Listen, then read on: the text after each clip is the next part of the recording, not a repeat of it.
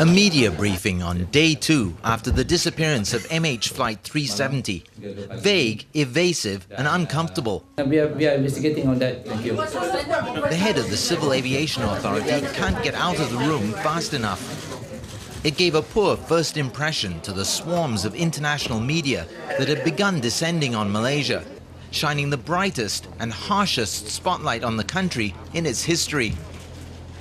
Malaysia stood accused of bungling the search operations, being contradictory and too slow to release vital information. The country's defence and acting transport minister, a seasoned UK-educated politician, took over the daily briefings and has generally won praise for how he's handled them. But still the criticism hasn't let up. It's nearly 10 days has passed now, a series of errors, multiple criticisms. Is it not time for the Malaysian government to admit that they have made some mistakes and apologise to the Parliament? We have been very responsible in our actions. I think it is very irresponsible of you to say that. When Prime Minister Najib Razak eventually revealed that evidence pointed to a commandeering or hijacking, the media and public complained it took too long to put the clues together to reach that conclusion.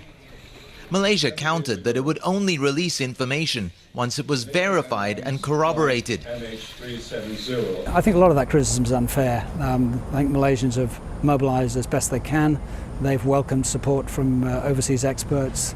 They've enrolled the support of many other countries around the region, around the world indeed.